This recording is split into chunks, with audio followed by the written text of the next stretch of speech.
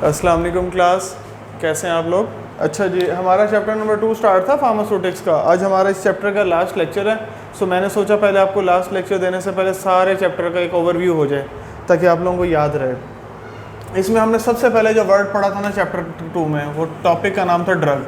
हमने ड्रग की सबसे पहले हमने इसकी ऑफिशियल डेफिनेशन को देखा था कि भाई ड्रग बेसिकली होती क्या है। ठीक है, ड्रग में बेसिकली हम डायग्नोसिस करते हैं, ट्रीटमेंट करते हैं, मिटिगेशन करते हैं। ठीक हो गया। चौथे नंबर पर हमारा क्योर होता है और पांचवें नंबर पर प्रिवेंशन होती है। ये इसकी डेफिनेशन का पार्ट है जो हमने किस बुक से लिया था, एंसल फार्मास्यूटिक्स से लिया था। अच्छा जी, और एक और बात, ये हमारी ऑफिशियल डेफिनेशन है। अच्छा, नेक्स्ट अब हमने इसमें देखे थे ड्रग्स की क्लासिफिकेशन। ठीक है, ड्रग्स को हमने किस तरीके से क्लासीफाई किया था। सो ड्रग को हमने ना बेसिकली दो तरह से क्लासीफाई किया था, on the basis of sale and second number पर क्या था, on the basis of source.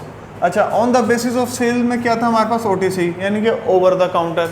Over the counter कौन से ड्रग्स होते हैं, ओवर द काउंटर वो ड्रग्स होते हैं जो हमारे पास काउंटर के नीचे रखे होते हैं। ठीक है, विदाउट एनी प्रिस्क्रिप्शन हम उसको दे रहे होते हैं या डील कर रहे होते हैं पेशेंट के लिए, फॉर माइनर एलिमेंट्स हम कह सकते हैं। अच्छा जी, सेकंड नंबर पर हमारे पास इसमें आ जाते हैं प्रिस्क्रिप्शन ड्रग्स। प्रिस्क्रिप्शन ड्रग कौन से होते हैं, जो डॉक्टर प्रिस्क्राइब करते हैं, यानी कि फिजिशियन प्रिस्क्राइब करता है। ठीक है, और वो किसी बीमारी के तहत, बीमारी में या इन्फेक्शन में दिए जाते हैं। ठीक है, अगर इन्फ्लेमेशन वगैरह या इन्फेक्शन बॉडी में ज़्यादा बढ़ जाए, स्पेशली एंटीबायोटिक्स की बात कर रहे हैं। ठीक हो गया। अच्छा जी, सेकंड नंबर पर हमारे पास है on the basis of source.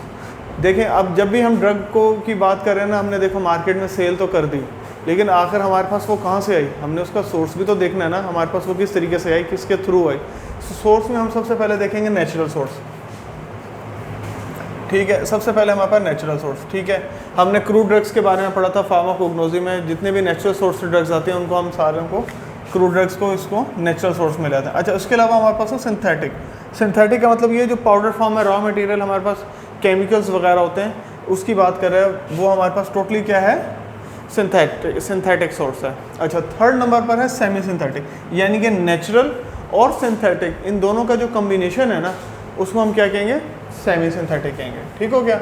अच्छा जी, उसके बाद हमने एक बात की थी, difference between brand vs generic. अच्छा, अब ब्रांड में और जेनरिक में क्या डिफरेंस है भाई। ब्रांड नेम, जब भी आप पैनाडॉल की बात करेंगे तो Panadol is the brand name. ठीक हो गया। लेकिन जो उसका जेनरिक है वो क्या है, वो है पैरासीटामोल।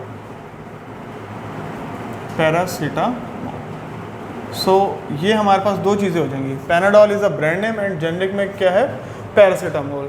तो ये हमारे पास डिफरेंस है दोनों में, जेनरिक vs ब्रांड नेम है। बेसिकली ब्रांड नेम जो है प्रोप्राइटरशिप को कहते हैं, जेनरिक नेम उसका साल्ट कह लो, केमिकल नेम कह लो, इसको हम क्या कहेंगे, इसको हम जेनरिक में लेंगे।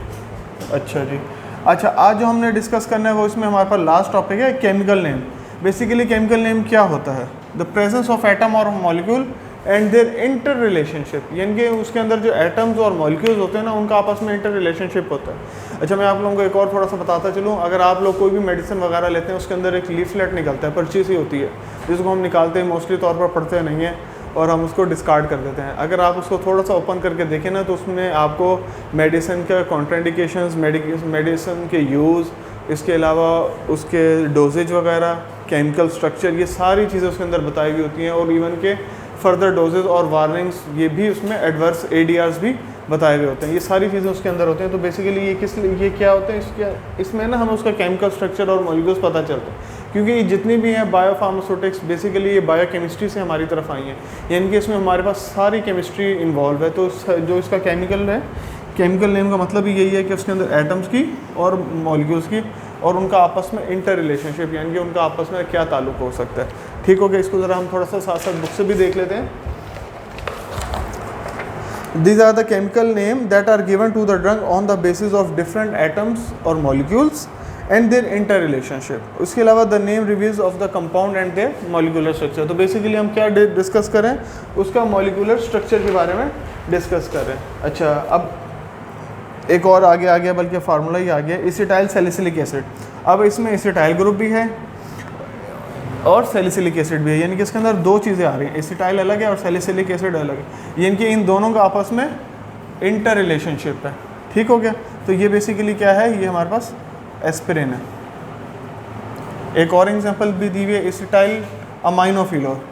पैरा अमाइनोफिनॉल, यानी कि एसिटाइल पैरा 4 अमाइनोफिनॉल, अमाइनो ग्रुप भी है और फिनोल ग्रुप भी है। तो ये क्या है, इसका ब्रांड नेम है पैरासीटामोल, पैरासीटामोल, यानी कि जो पैनाडोल का फार्मूला है या कालपोल का फार्मूला है वो हमारा इसके अंदर आ जाएगा। अच्छा जी, इसके अलावा हमारे पास है स्ट्रेंथ। जब भी स्ट्रेंथ की बात करेंगे, स्ट्रेंथ से मुराद होता है यानी कि उसकी ताकत या उसकी पोटेंसी, ठीक है। जब भी हम स्ट्रेंथ की तरफ जा रहे हैं तो उसमें हमने देखना है the amount of doses form, यानी कि उसके अंदर कितनी डोजेज फॉर्म दी हुई है। 250 ml सिरप है या टैबलेट या कैप्सूल की जो डोज़ है वो 250 ग्राम है या नहीं है, mg है 250 mg है या नहीं है, ये देखनी होती है। जैसे हम सिंपल नोविडेट की बात करता हूँ तो हम 250 mg ग्राम वाली भी हमारे पास होती है डोज और 500 मिलीग्राम भी होती है। तो ये बेसिकली क्या होती है। इसी तरह ऑगमेंटन में जाते हैं 375, 625 mg एंड थर्ड नंबर पर 1 ग्राम। इसी तरह सिरप में भी आ जाते हैं 2 चीज़ें, ठीक है। तो ये बेसिकली क्या चीज़ें हैं, ये सारी इनकी डोजेज फॉर्म है। तो ये इसी तरह उन्होंने हमें बताया है कैप्सूल में भी और सस्पेंशन में भी। सस्पेंशन हमारे पास 250 ml का होता है, ठीक है। तो ये था हमारे पास चैप्टर नंबर 2 ड्रग्स, उसको हमने आज तरतीब से ओवरव्यू कर लिया है। ड्रग्स की सबसे पहले डेफिनेशन है जो आप लोगों ने याद करनी है, एंसल फार्मास्यूटिक्स वाली, बिल्कुल हमारे पास जो है ये ऑफिशियल डेफिनेशन दी गई है। उसके बाद फिर ऑन द बेसिस हमने क्लासिफिकेशन किस की बेस पर किया, 2 तरह से क्लासीफाई किया, on the basis of cell, on the